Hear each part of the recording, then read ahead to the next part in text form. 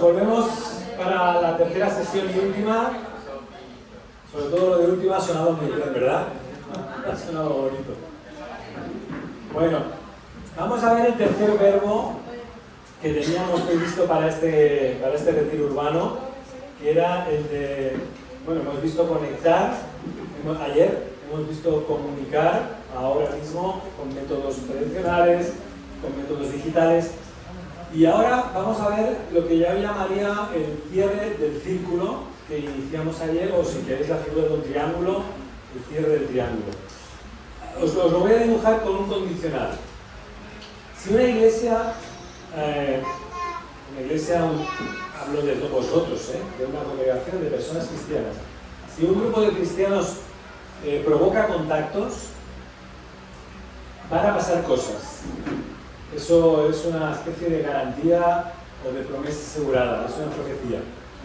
Si una iglesia, si cada uno de vosotros más o menos hace lo que hablamos ayer, de buscar el crear escenarios intencionales, con intención clara de que esa persona pueda inicialmente tener amistad conmigo y me permita y me escuche, a partir de ahí van a pasar cosas normalmente positivas, normalmente. En ese estado, en ese primer nivel, estamos hablando de cosas que van a suceder bonitas.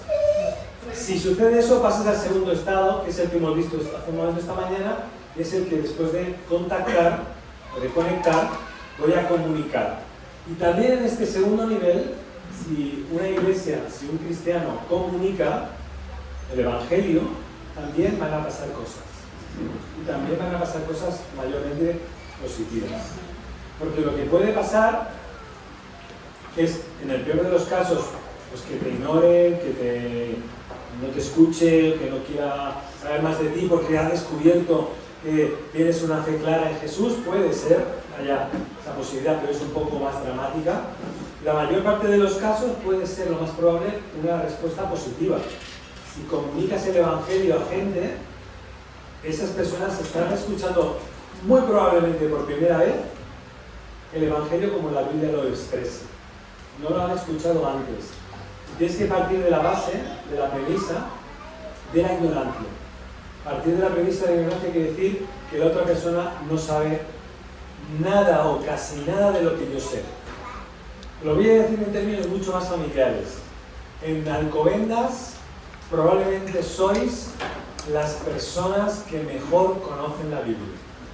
¡Hala, qué lindo que aquí! Me ha quedado bien, ¿eh? Pero es verdad. Es verdad. Si yo te digo que busques tu Biblia y busques Mateo, lo vas a encontrar. Fácil. Si te digo que busques Ageo, te va a costar un poco más, pero lo encontrarás. Y Sofonías también lo encontrarás, aunque tardes más minutos. Si yo le doy una Biblia a alguien de la calle y le digo que busque Mateo, no sabrás si empezar en la primera página o en la última. La ignorancia, en este caso, es muy, muy profunda, muy profunda. Los medios de comunicación muestran cada día una ignorancia en términos de cuestiones espirituales que yo diría que es absoluta. Por tanto, una iglesia cristiana que lee sus miembros leen su Biblia normalmente cada semana, mayor o menor tiempo, se convierten en los que conocen mejor el mensaje de Jesús y la Biblia en su ciudad. No lo digo para vuestra vanidad, no lo digo para vuestro orgullo, sino para vuestra responsabilidad. Para que sepáis que sabéis mucho, pero que no lo podéis guardar. Así que, si contactas, gracias. Si haces los contactos de los que hablamos ayer, y si también, además de eso, puedes llegar a comunicar con libertad para que personas te escuchen, solo pueden pasar cosas. Cosas que el Espíritu Santo va a aprovechar, porque va a utilizar tu testimonio personal, tus palabras, tu versículo, tu estado de WhatsApp, tu estado de lo que quieras, digital o electrónico, para que muchas personas se hagan preguntas sobre tu vida, y puede ser que algunos hasta te hagan preguntas sobre su propia vida. Entonces tienes una oportunidad, ya no es dorada, ya es brillante para compartir el Evangelio. Si eso sucede, si a ese segundo nivel sucede lo que hemos hablado hace un momento en la segunda charla, habrá conversiones y habrá discipulados. Lo estoy diciendo como algo seguro, no es una posibilidad, lo digo como una afirmación profética. Dentro de un año me lo contaréis. Todo esto va a suceder. Y si todo eso sucede, y todo empieza desde el principio, desde el contacto de la amistad, de la relación personal más sencilla, pero pasas a la comunicación y de la comunicación pasas al discipulado. Si eso sucede, Samuel, la iglesia estará muy ocupada. Estarán todos muy ocupados porque estarán discipulando a nuevos creyentes. Antes lo habéis dicho, lo habéis comprometido todos vosotros. Yo soy testigo de haberlo oído. Así que todos estarán muy ocupados, discipulando y creciendo. Y además a esto se añade una gran ventaja, que es que la iglesia que está ocupada, hablando a la gente, pues compartiendo el evangelio de forma natural y discipulándoles después, como está tan ocupada, no está preocupada. ¿Me entendéis? Estar ocupado evita estar preocupado. Y además de eso hay un plus, y es que la iglesia que está ocupada no está preocupada y no está tensa. Las tensiones siempre en una iglesia local siempre aparecen cuando no tengo trabajo, cuando estoy ocioso, cuando estoy aburrido. Y cuando estoy aburrido me empiezo a fijar en los hermanos y me doy cuenta de detalles que no había visto nunca hasta hoy, pero como no tengo nada que hacer, y entonces me doy cuenta de que mi hermana el pelo lo tiene largo y se lo contaré a los demás. ¿Sabes que tiene el pelo largo? A ti te gustará que te diga que tiene el pelo largo porque estás muy guapa con él, pero podría decir otra cosa de ti que no es el pelo largo. Y como me he dado cuenta de esta y muchas cosas más de ti, voy a empezar a hablar y a contarlas. Y empieza un proceso que lamentablemente en muchas iglesias ha sido autodestructivo. ¿Por qué no teníamos nada que hacer? Porque estábamos ociosos. Así que una iglesia ocupada en la obra, en la misión, en el testimonio, en el discipulado, estar ocupado en el discipulado es una garantía de espiritualidad. Porque cada vez que discipulas a alguien, lo tienes que preparar tú también antes. Lo que enseñas, lo tienes que aprender tú. Como dicen en el colegio, todo maestro, el primero que aprende es el maestro que enseña. Por lo tanto, una iglesia discipuladora es una iglesia que está ocupada en la palabra, aprendiéndola para sí, para poderla explicar a otros. Y las tensiones se reducen al mínimo. Alguna vez tensión puede aparecer, pero son mínimas. Pero hay un peligro. Y aquí es donde entramos en la tercera lección. El peligro está en que estamos creciendo, estamos discipulando, estamos muy bien y hemos cerrado el círculo, aparentemente, porque la palabra de Dios dice, el texto que hemos leído de la Gran Comisión, es que dice que tenemos que ir y hacer discípulos, enseñarles todas estas cosas que yo os he enseñado, que dice Jesús, y bautizarles de forma trinitaria, ¿no? Es lo que dice la Gran Comisión. Y dices, bueno, ya lo estoy haciendo, ya he cumplido la Gran Comisión y por tanto ahora me puedo relajar. No me puedo poner a descansar, pero me voy a relajar espiritualmente porque he cumplido la misión. Pues no, la misión aún no está cumplida, de hecho nunca terminas de cumplirla, porque Hechos capítulo 1, versículo 8, que es la segunda parte de la Gran Comisión, cuando Jesús aún está a punto de ascender a los cielos, Hechos 1.8 les dice Jesús a los discípulos, me seréis testigos. La palabra testigos originalmente es muy poco agradable de oír, porque la Biblia nuestra traduce testigos, pero el original dice mártires. La palabra mártir en griego significa el que testifica, el que habla de otros. Así que me seréis mártires en Jerusalén, en el territorio alrededor que es Judea, en el territorio que le sigue pero donde no quiero ir, que se llama Samaria, y ya Jesús incluso generaliza y dice hasta lo último de la tierra. ¿Sabéis que era lo último de la tierra en los tiempos de Jesús? Cuando Jesús hablaba, o incluso cuando Pablo viajaba, lo último de la tierra era España. Lo último del mundo conocido, el mundo conocido de entonces. América no se había descubierto, obviamente. Y lo último de España era Galicia. Y en el final de Galicia, un poco más allá de Santiago, a 1 hora de Santiago, hay un cabo que sale más adentro, que se llama Finis Terrae, el final de la tierra. Finis Terrae en latín es el final de la tierra o del mundo conocido.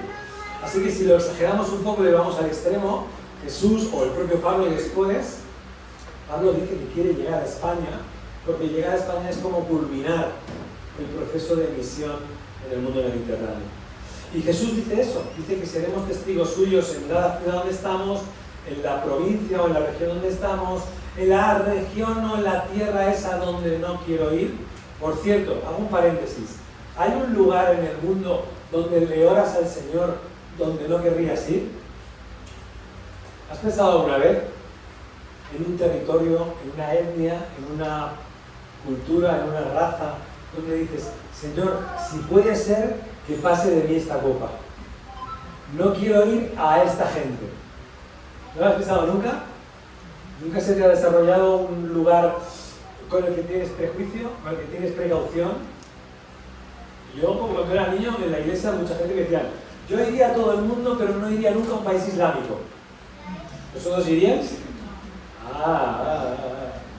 El mundo islámico produce cierta precaución, cierta advertencia, cierto temor, ¿no? Pues con Dios hay que a veces ir con cuidado con las oraciones, porque cuando le piensas en una cosa, a veces te da eso al revés, duplicado. Así que si le dices al Señor que no quieres ir al mundo islámico, ve comprando un turbante, porque Dios a veces da sorpresas. Pero al margen de este paréntesis, la iglesia de Jesús está llamada por él, por naturaleza, a ser una iglesia misionera. Si eres cristiano, eres una persona que debe estar en la misión. Lo estarás, evidentemente, hablando a tu vecino, a tu compañero de trabajo, a tu familiar, al que se sienta contigo en el metro, o al que se sienta contigo en el aula, en el instituto, en la universidad. Eres ya misionero, pero también incluimos en esto la misión transcultural. Cuando Jesús dice hasta lo último de la tierra, está hablando de misión transcultural. Es decir, de que desde Barcelona, desde Madrid, desde Alcobendas, vas a estar ministrando o predicando el Evangelio, o alguien lo hará de tu iglesia, en un lugar que no es tu cultura natural. De hecho, creo que varios de los que estáis aquí, con los que he podido estas horas últimas hablar, no habéis nacido en Madrid, ni habéis nacido en España, vinisteis de otros países. Presupongo, no os lo he preguntado ni me lo habéis dicho, pero en mi iglesia todo el mundo viene de Latinoamérica, tengo unos 15 o 20 países, yo soy el único español de la iglesia. Preocupante, pero es verdad. Y yo les pregunto, ¿por qué viniste a España o a Barcelona o a Madrid? Y me dicen, bueno, algunos responden por trabajo, para mejorar mi situación económica, vienen para encontrar un trabajo mejor, lo cual es totalmente legítimo. Otros, especialmente de Venezuela, vinieron escapando, huyendo del miedo, del temor, de la violencia. Hay varios países de Latinoamérica que son países violentos, o eran al menos violentos, y la gente escapó literalmente para salvar su vida. Y otros, los que están mejor, son los que vinieron a mi iglesia porque venían a estudiar, a hacer un máster, a hacer un doctorado, y entonces están en universidades de Barcelona estudiando por una beca. Entonces estos son los que viven en situación más cómoda. Pero bien sea por estudios, bien sea por trabajo, o bien sea por precaución y por salvar tu vida, muchos han saltado el charco. Y muchos han venido a vivir a España. Muchos de ellos, o muchos de vosotros, algunos ya eran cristianos y trajeron a Jesús en la maleta. Y cuando llegaron, lo primero que buscaron fue una iglesia. Amén. Otros, sorpresa, vinieron sin fe. Pero al llegar aquí, a España, Madrid o Barcelona, sorprendentemente, otros amigos, hermanos latinos que les recibieron, les dijeron, ven que te voy a llevar a mi iglesia. Recuerda aquello de llevar a la iglesia para que escuchen. Esto también es muy habitual. Entonces les llevaron a la iglesia y también algunos de ellos se convirtieron. Así que bien sea que traigan a Jesús con ellos en la maleta o que lo descubrieron en España, gracias a Dios muchos de ellos ahora ocupan nuestras iglesias.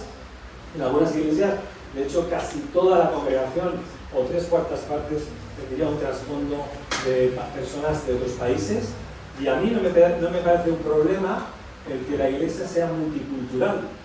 No me parece un problema por una razón muy sencilla que es muy bíblica, y es que cuando llegues al cielo, el cielo será multicultural. Lo dice el libro del Apocalipsis, que de toda cultura, de toda etnia, de todo color, se arrodillarán delante del Cordero. Lo habéis leído en algún momento del Apocalipsis. Así que lo que vives en tu iglesia, donde ya hoy hay 10, 15 o 20 nacionalidades de media, a veces es un problema serio en la convivencia, a veces es un problema serio el entendernos y el llevarnos bien, porque somos diferentes culturas, diferentes países. A mí en mi iglesia es muy habitual que algunos vienen y me dicen, pues en mi iglesia esto lo hacíamos así.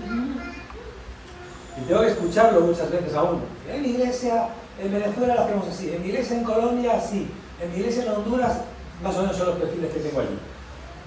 Y yo les digo, bueno, está bien, yo me alegro mucho de que lo hicierais así, pero ahora estás aquí. Y ahora tu iglesia es esta. Aquí es donde sirves, aquí es donde pones tus dones, aquí es donde ofrendas, y aquí es donde sirves al Señor, y aquí es donde eres misionero. Y esto me lleva a una conclusión que te quiero compartir, que no sé si has pensado alguna vez.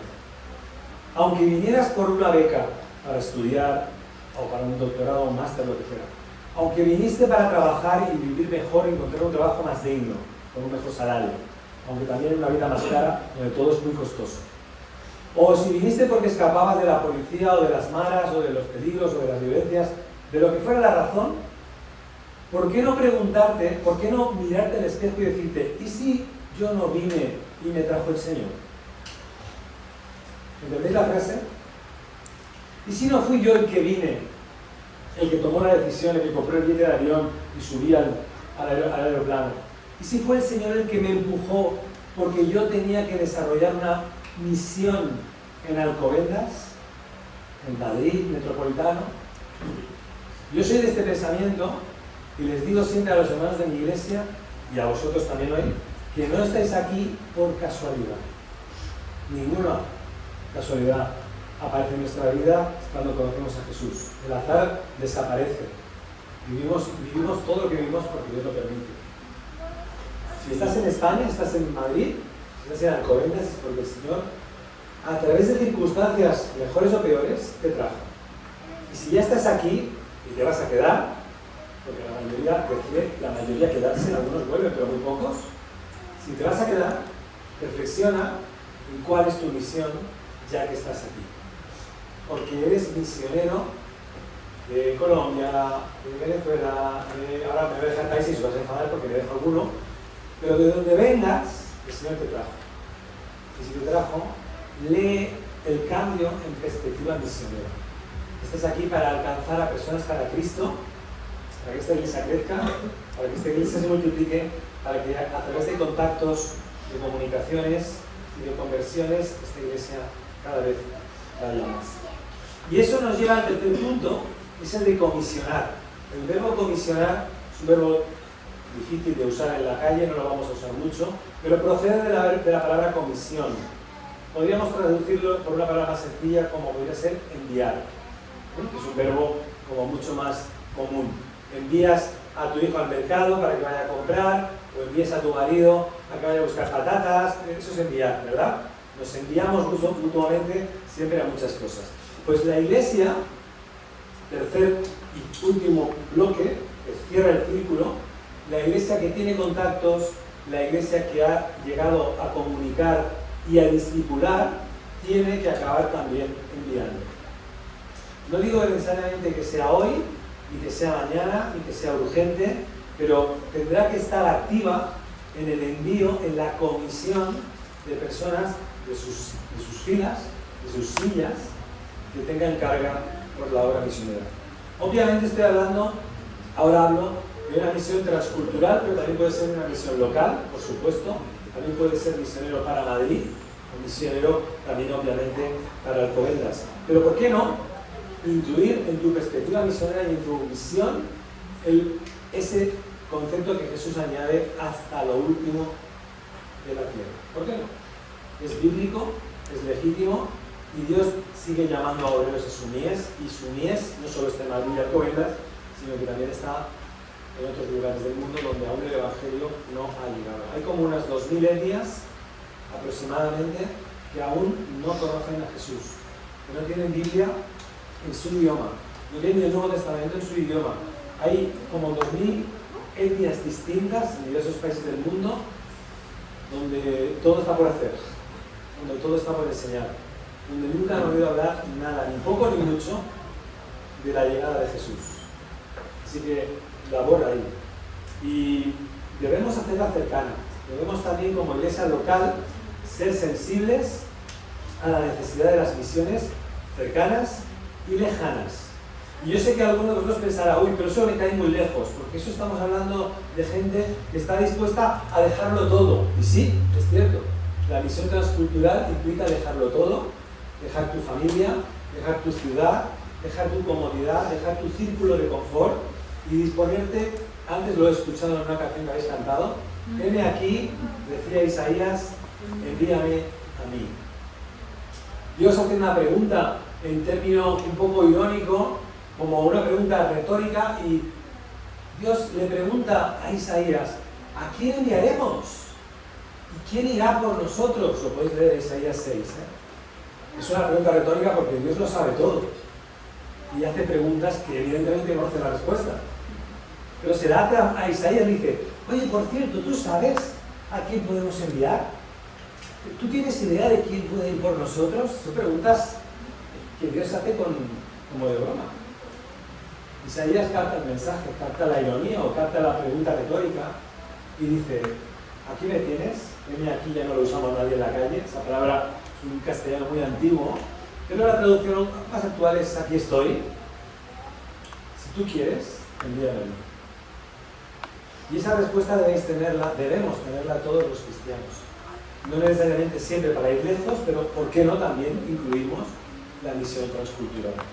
Debemos hacerla como mínimo cercana a nuestra iglesia, si no es porque vamos a ir, por lo menos porque vamos a orar por ella. Debemos hablar de misión transcultural, debemos hacerla cercana con talleres, con enseñanza, con tiempos de oración, con información misionera dominical. Yo me he propuesto este año, cuando empiece el curso ahora a final de septiembre, vamos a dedicar, os lo dejo como idea, solo como idea, vamos a hacer cada domingo lo que voy a llamarle el minuto misionero.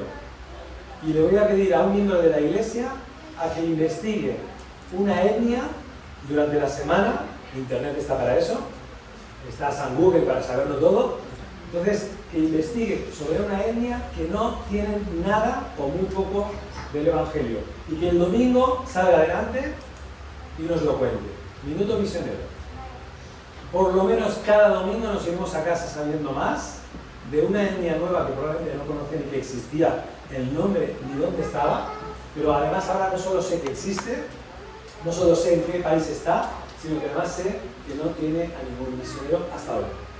Y ese minuto misionero pues es una fórmula muy sencilla para poder a corto plazo empezar ya a conocer la obra misionera pendiente que nadie aún a día de hoy aún nadie ha empezado. El envío, el comisionar misioneros es una decisión, y lo entiendo, ambiciosa. Es un punto en el que la iglesia local, la mayoría de las iglesias locales no lo desarrollan, se asustan ante la idea, básicamente porque piensan que implica dos cosas que son reales. Una, recursos humanos. Si voy a enviar a un hermano de mi iglesia, entre comillas, lo voy a perder. También sus dones. Porque se va a marchar lejos y no lo veremos durante tiempo, y era útil aquí. Es una actitud muy cerrada, una actitud muy limitada y que va en contra de la palabra. Si tú miras la historia del libro de Hechos en Antioquía, cuando la iglesia de Antioquía, que se convierte en la primera iglesia enviadora, la primera iglesia misionera que envía a gente de su iglesia a otras culturas, ¿a quién envía? A los mejores que tiene. Tiene a Pablo, maestro de la ley, recién convertido, que es un hombre muy conocedor de la palabra. Les encantaría a la iglesia de Antioquía quedarse con Pablo dentro por mucho tiempo para que él nos enseñara más, pero le envían a él y a Bernabé, que era un hermano muy querido en la iglesia. Y los envían a los dos al primer viaje misionero. Luego habrán otros, más personas que Pablo acompañará con otros, con Silas, con Timoteo, con Tito, con un montón de personas. Dicen los historiadores que probablemente Pablo se acompañó de más de 50 personas a lo largo de los viajes misioneros que impulsó. Pero empezó en Antioquía y empezó desprendiéndonos ellos de personas que eran altamente valiosas para su congregación. Eso por un lado, recursos humanos, pero por otro lado, otro que estaréis pensando rápidamente, recursos económicos. Enviar a alguien, obviamente, cuesta dinero, enviar a alguien cuesta su pasaje, su avión, pero también establecerle en un lugar cuesta su alquiler, tendrá que comer, tendrá que tener un plato en la mesa, es un salario, un costo. Bueno, vosotros tenéis pastores que son misioneros y que alguien, un conjunto de iglesias desde Brasil, decidieron desprenderse de ellos, perdiendo personas muy cualificadas y a las que amaban, y pagarles un salario que alguien está pagando hasta el día de hoy para que ellos puedan estar aquí sirviendo y plantando una iglesia en Alcobendas. Vosotros sois una iglesia fruto de una labor misionera. Así que tenéis que entender muy bien y tener en vuestro ADN muy bien entendido lo que significa ser una iglesia misionera. Pero al principio, cuando una iglesia es joven, vosotros tenéis una iglesia que tiene unos 4 o 6 años de historia, una iglesia muy joven, puede ser que este concepto del envío, el concepto de la comisión, sea algo muy novedoso, muy extremadamente nuevo y que nos descoloca, que no sabemos qué exactamente hacer ahora en corto plazo. Y eso se entiende.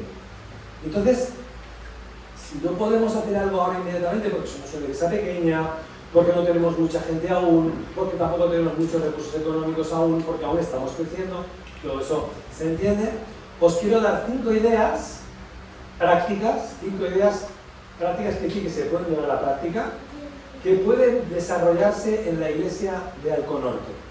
Y son 5 ideas reales, que también las estamos haciendo en otras iglesias parecidas a la vuestra. Las voy a enumerar, a ver si luego las podéis recordar. La primera es que una iglesia local, aunque sea pequeña o nueva o joven, puede adoptar a misioneros que ya están en el campo. No digo enviarlos, pero sí adoptarlos.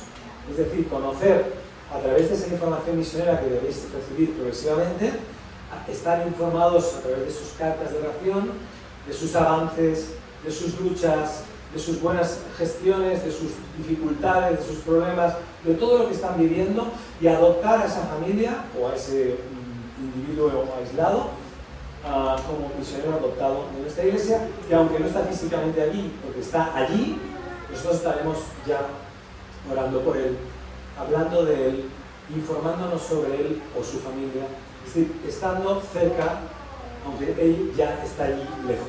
¿Me seguís? Eso es lo que llamamos una adopción misionera, que implica también, con el tiempo, colaborar también con su esfuerzo y convertirnos en una iglesia ofrendadora. Primero conocemos, primero entendemos, oímos, vemos su imagen. Ahora con internet es facilísimo no solo ver la imagen, sino hasta hablar con él, hacer un contacto por internet, un Zoom, y hasta hablar con él y conocer a un hermano que está sirviendo en África, en Latinoamérica, en China, en Asia, en cualquier lugar del mundo, porque el mundo ya es más pequeño que un pañuelo. Internet nos lo conecta todo. Así que ese es el primer punto que quiero animaros a que aceptéis o consideréis hacer como iglesia en Alconorte. El segundo, dentro del ámbito de la obra misionera, aunque ahora os parezca grueso, la segunda propuesta que os hago es que soñéis en hacer, hay que empezar por soñar, soñéis con empezar una nueva iglesia en vuestra área donde vivís. Es decir, ¿por qué no empezar ya otra iglesia en otro barrio de Alcobendas o en otra ciudad del área metropolitana de Madrid, donde sabéis que hay o muy poca obra o incluso ninguna? Aún hay ciudades, al menos en Barcelona, en la zona metropolitana, que no tienen testimonio. Seguro que Madrid también. Pues iniciar una nueva iglesia en nuestra área, o podéis hablar también con la Convención Bautista de España, que tiene un proyecto muy potente que se llama 15 para el 30, y que pretende plantar 15 iglesias antes del año 30 en 15 capitales de provincia dentro de España. Y algunas de esas provincias, algunas de esas están cerca de vosotros. Algunas no caen demasiado lejos. Segovia está muy cerca de Madrid, a menos de hora y media. Guadalajara, que tampoco tiene iglesia y está muy cerca de aquí.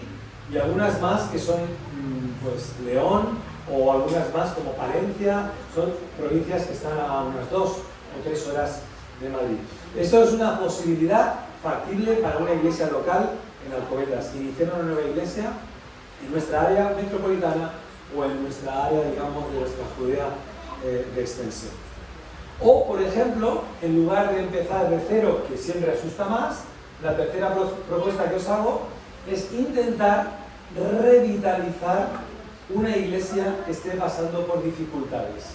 Hay iglesias que están menguando, igual que vosotros estáis creciendo, hay otras iglesias que están menguando porque hace tiempo que no tienen pastor, porque han perdido la visión y se están volviendo pues, iglesias más pequeñas, se están envejeciendo. Pues cuánta necesidad tendrán de que esa iglesia no cierre. Hay una iglesia muy cercana de aquí, en San Sebastián de los Reyes, la iglesia Bendición, que solamente hace un par de años hablábamos de cerrarla, porque el pastor falleció y la iglesia quedó con casi ningún miembro, fueron marchándose, y se iba a cerrar. Era una idea que estaba en la mesa. Gracias a Dios ahora hay un estudiante del seminario que está trabajando allí y la iglesia está revitalizada y tiene más de 30 personas reuniéndose ya todos los domingos. Ese proyecto es un proyecto que existe también para otras iglesias que están pasando en problema o que están pasando necesidad de apoyo. La iglesia de Alcobendas puede convertirse en una iglesia hermana que envía a vosotros, dominicalmente al menos, para apoyar, predicar, animar, enseñar en la escuela dominical, lo que sea, a esa iglesia que necesita ser revitalizada. Cuarta propuesta, nos podemos asociar con otras iglesias que son también pequeñas como la nuestra y que tampoco tienen, ni nosotros ni ellos, demasiados recursos, pero nos podemos asociar a esas otras iglesias que sean inquietas para orar juntas por misiones. Y cuando empecemos a tener reuniones solo para orar por misiones, estoy focalizando el tema, no estoy diciendo vamos a orar por nuestras enfermedades, por nuestro trabajo, por nuestro salario, no. Vamos a orar por misiones. Lo podemos hacer con hermanos de otras iglesias que también estén inquietos, que también estén preocupados por el tema. Ya no estemos solos, ya seamos 2, 3, 4, 5 iglesias y ahí van a pasar cosas. Ahí van a pasar cosas, pero cuando ya no seamos 3, sino que seamos 20, los que estemos orando habitualmente cada mes por una obra misionera, el Señor de ahí va a encontrar algún Isaías que acabará diciendo: aquí estoy, envíame. Y un grupo de iglesias, ya no una, sino un grupo de iglesias que será su apoyo inmediato. Y la quinta propuesta y última, muy sencilla, podríamos hacer más, pero estas 5 os dejo, es tener la visión de celebrar viajes misioneros de corto plazo. Celebrar, digo celebrar porque es una fiesta, celebrar, organizar, preparar viajes misioneros de corto plazo significan viajes que se celebran normalmente en verano, en tiempo de vacaciones para la mayoría o para todos, en los cuales estamos hablando de viajes cortos de 15 días, 2 semanas, 3 semanas, un mes como mucho, donde el pastor te puede orientar y llevar a países donde es posible ser misionero, aunque solo sea por una visita corta de un mes. Yo fui misionero en Guinea Ecuatorial, es un país lejano, está a 5.000 kilómetros de aquí, en el corazón de África, donde pasa el Ecuador, al lado de Camerún. Es un país muy remoto y es el único país de África, el único país de toda África donde se habla castellano, español, porque era una excolonia española, era una provincia española y el lenguaje oficial es el castellano, el lenguaje del colegio, de la calle, del mercado, todo el mundo habla castellano. Bajas del avión y ya todo el mundo te habla tu idioma. Esto no te pasa en ningún lugar de África, excepto en Guinea Ecuatorial. Pues allí cuando estábamos sirviendo como misioneros, estuvimos 8 años, una de las cosas que empezamos el año inmediato que ya llegamos fue hacer campañas de verano, que le llamábamos Love Guinea. Y cada verano venían jóvenes igual que vosotros, empezamos por 15, 12, 13, más o menos, sale la media cada año, venían a pasar un mes entero. Los llevábamos al bosque, al interior, a la selva, y vivían la experiencia misionera concentrada en solamente 2 semanas. Al finalizar, teníamos una reunión de consenso para hablar juntos cómo te ha ido el mes, cuéntanos, en círculo, y la mayoría tenían 2 respuestas, muy interesantes pero muy contradictorias. Unos decían: Cuando bajé del avión, al bajar del avión te da un golpe de calor tremendo, porque estás en África. Algunos decían, empecé a mirar el reloj y a contar los días porque yo me he equivocado. A ver cuándo acaba esto, y les quedaban 30 días. Así que se necesito largo. Y otros decían que al bajar del avión y ver el paisaje y ver a las gentes, lo primero que dijeron es, ¿por qué no he venido antes? Los últimos estos, los que dijeron por qué no he venido antes, después de su viaje de 30 días, algunos decidieron volver como misioneros y se quedaron allí por años. Algunos de ellos, algunos aún hoy, siguen estando en África y han pasado más de 20 años. Así que estos viajes misioneros suceden cosas, eres útil, traes una enseñanza, una ayuda social, algunos son médicos, enfermeras, apoyan a la gente enferma, cualquier cosa es útil, en un lugar como África todo es necesario, pero algunos, después de ese mes, vuelven a casa tan preocupados y tan inquietos que lo único que hacen es orar al Señor y preguntarle, Señor, ¿por qué me has llevado a este viaje? ¿Qué quieres decirme con esto? Y Dios te transmite, está contando contigo. Y es un viaje misionero corto, de un mes, de 2 semanas, que generalmente casi todo el mundo puede hacer en verano. Así que os recuerdo las 5 ideas. A ver si alguna de ellas la podéis hacer vuestra. La primera, adoptar misioneros que ya existen, que ya están en el campo misionero, no tienes que enviarlos, ya están allí. Infórmate de sus vidas, adóptalos, ora por ellos, llévalos a tu casa, pon su foto en la nevera, acuérdate de orar por su vida cada día que ores por la obra, cada día que ores por la iglesia, ora por este hermano que está allí o esta hermana. Segundo, inicia una nueva iglesia en tu área de trabajo aquí en Madrid, metropolitano. 3, intenta revitalizar una iglesia que ya existe, que ya es antigua, pero que está pasando un tiempo de crisis. 4, asóciate con otras iglesias que están en situación como la tuya, pero que juntos dicen que la unión hace la fuerza. Por lo tanto, si te juntas con otros, la fuerza va a ser mayor. Y 5, quizás la posibilidad fácil de estudiar un viaje misionero para el próximo verano en un país donde sea posible ir y estar durante unas semanas y tener una experiencia misionera, aunque sea la única de tu vida. Son 5 ideas prácticas y sencillas que te dejo para que las tengas en mente. Y con unas consideraciones que voy a dejar ahora para el final, con eso terminaré, que son consideraciones antiestrés. Porque la obra misionera, o una de dos, o te desconectas de ella y no te preocupas, o te preocupas mucho, te inquietas y te estresas, porque te das cuenta de que hay tanto por hacer que no sé cómo lo voy a hacer para llegar a tanto que tengo por hacer. Pues te voy a dar 5 propuestas antiestrés, que no quiere decir 5 propuestas para dormir, sino para estar activo sin estar estresado. La primera de ellas es que la obra es suya, que la obra es del Señor. Supongo que ya lo sabías, pero es importante que lo recordemos. Podría usar ángeles para la obra de Dios, podría haber hecho con ángeles que todo el mundo, haciendo así, todo el mundo conociera a Jesús, porque haciendo así se creó la tierra, haciendo así se crearon los cielos y el universo. Lo puedes ver en Génesis capítulo 1. Con su palabra, cuando dijo sea, las cosas sucedieron.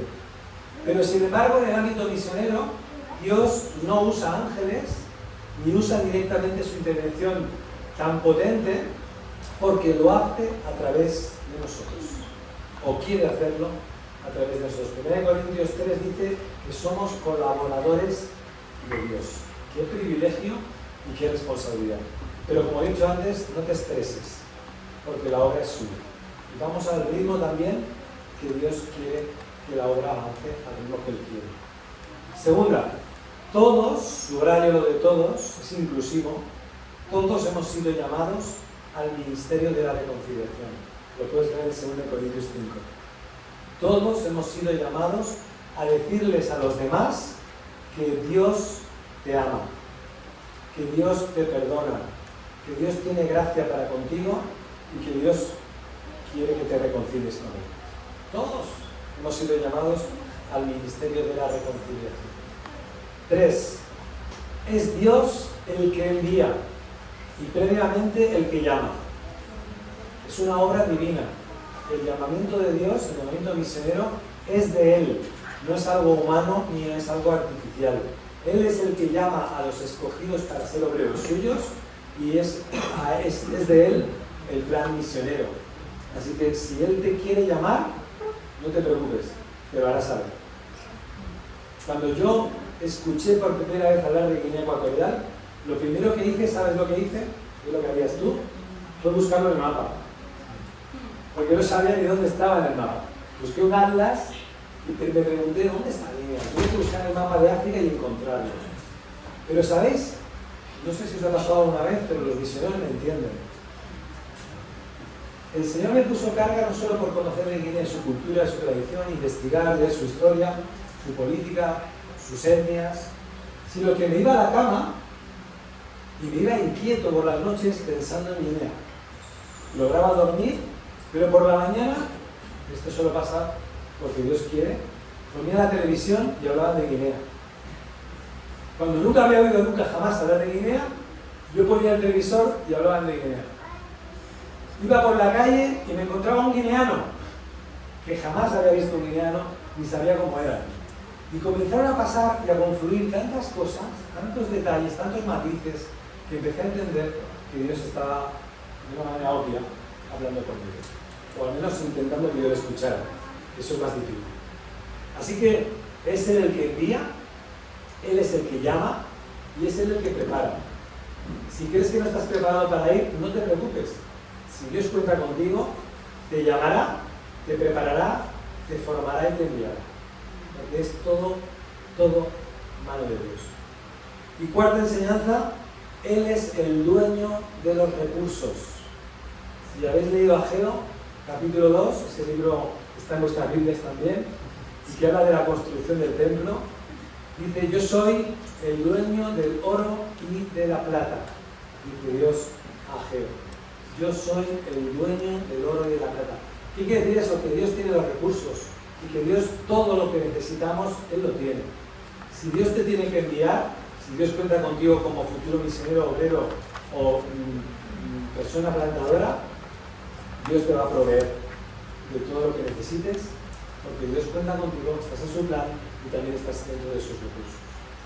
Y la quinta y última es que misiones, o la obra misionera, cerca, medio lejos o muy lejos, misiones es un signo de obediencia. Y la Iglesia está llamada a ello. No es opcional. No es si me gusta, si yo quiero, si me levanto bien por la mañana, si mañana lunes tengo ganas. No es opcional. La obra misionera es una herramienta, o es una orden, o es una obediencia a la que la Iglesia al completo está llamada. Así que la Iglesia que hace contactos, la Iglesia que comunica el Evangelio, también es la Iglesia que comisiona, que envía cerca o lejos a personas de su entorno, a personas de su interior, de su círculo interior, para la obra misionera. Y ora por ellos y les envía, obviamente les apoya en oración y obviamente también, no cabe duda, les apoya económicamente. Y si no puede sola, lo hace con otras iglesias para que la realidad pueda ser cuanto antes más rápida. Y si no son suficientes dos iglesias, pues lo hace con toda la convención de iglesias de este país, que para eso existe y para eso se creó.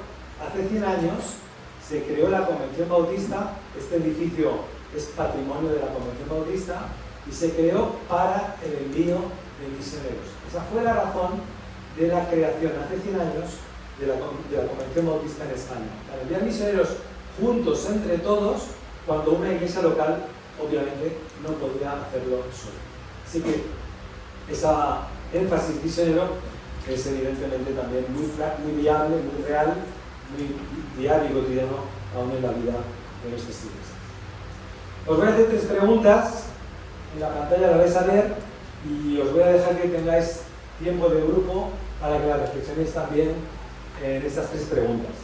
La primera, ¿ves a alguien de tu iglesia?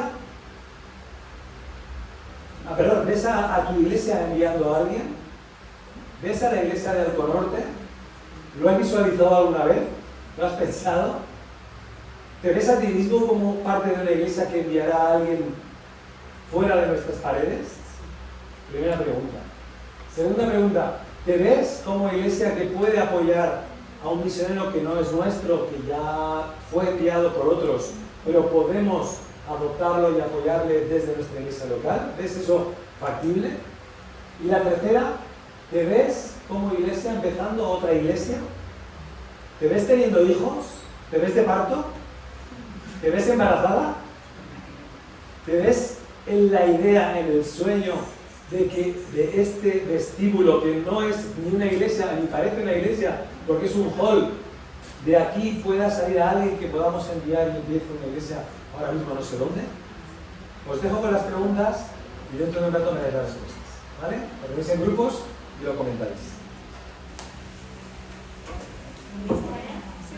Los grupos que teníais antes, más fácil.